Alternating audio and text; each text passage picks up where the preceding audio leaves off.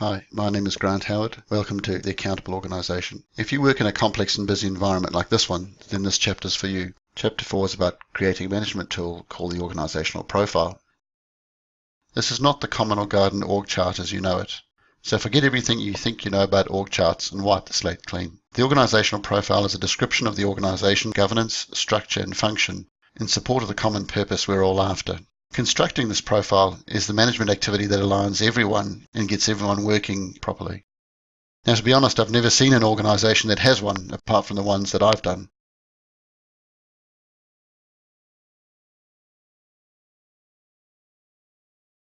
Which is how I know that the fundamentals for organisational accountability don't commonly exist. This is a big statement, and feel free to challenge it. So if you have an organisational profile or something that takes the place of a profile, I'll be very happy to hear from you. Let's assume for now that you don't have one, and we're going to make one together. The problem we're trying to address here is that at a high level, everything looks simple. The senior executives know what they want, but the further down you go, the harder it gets to see how things fit together, and the more local priorities start to become important. Sometimes more important than the actual system itself. It's true that people at the coalface know what works best, but it's not always true that what they're trying to achieve works for the whole system or the common purpose of the organisation. In operations management, this is not an uncommon problem and is called single point optimization. It should be avoided at all costs. When the activities and production of one area are not what the system needs to work properly, the system doesn't benefit.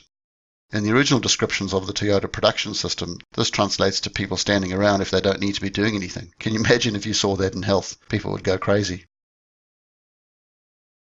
So how do we get to the point where the system's being optimized and not each department or single point in the process? Well, the only tools we have to address this and to create the world we want are those that management affords us, and one of which is to document what the organization looks like and what it thinks it's doing. This is a non-trivial task, because there are generally three views in each organization. There is what everyone thinks is happening, there is what is actually happening, and along the way there are a whole bunch of things that people would really want to build into the future, and if you ask them about the present, they'll build those things in anyway. Now this can't carry on. An organization needs to understand what it actually looks like and who's doing what. So one needs to document what is. Only then can anyone start to rehabilitate the organization so that it's truly designed to do what it's supposed to do. So this chapter and this video are about documenting what is actually happening now. Too many people think they already know the answer to this question, so they skip this task, but you really shouldn't. Try not to assume, try to document factually. If you don't actually make an organisational profile, you'll never really know who you have and what they're doing.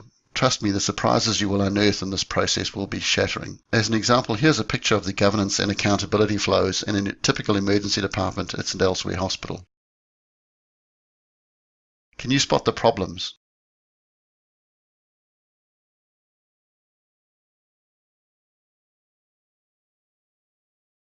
Now, some of you might think this is ridiculous, and you might even be laughing. But I guarantee that if I started mapping the reporting lines and accountability in your workplace, it will look somewhat similar. So let's set about getting something done. The things you will need to create an organisational profile are an appropriate questionnaire, you as the senior manager, your direct reports and their teams.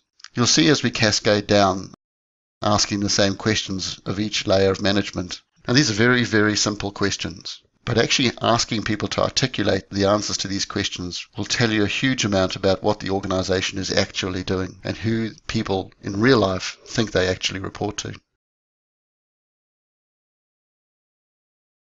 The interview should be structured such that you have three layers of management present in the room.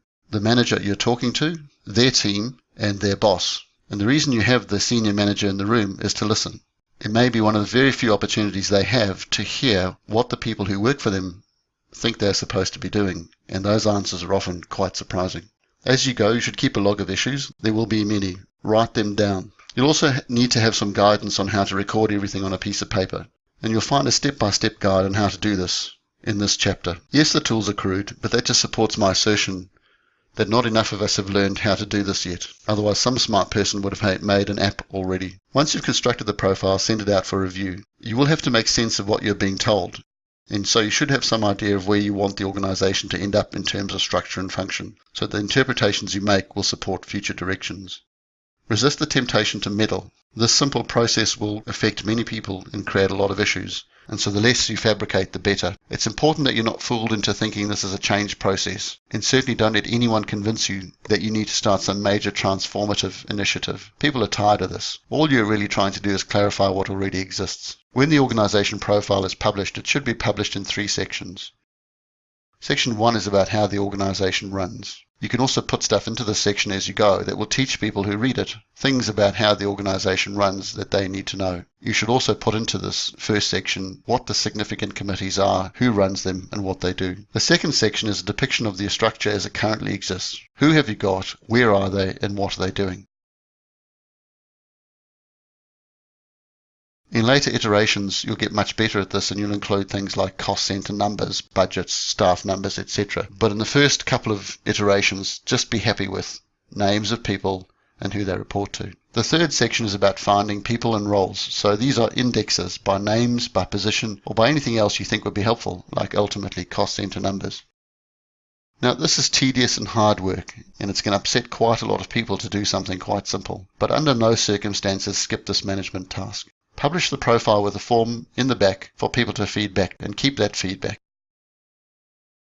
The profile as it evolves will help you to demonstrate that you are resolving the issues and rehabilitating the structure and function of your organization, and you're using the profile as your management tool. Don't fret too much about how you start the rehabilitation process. We'll show you how to do this in the next chapter on rehabilitating your organization. But for now, just document what actually exists now.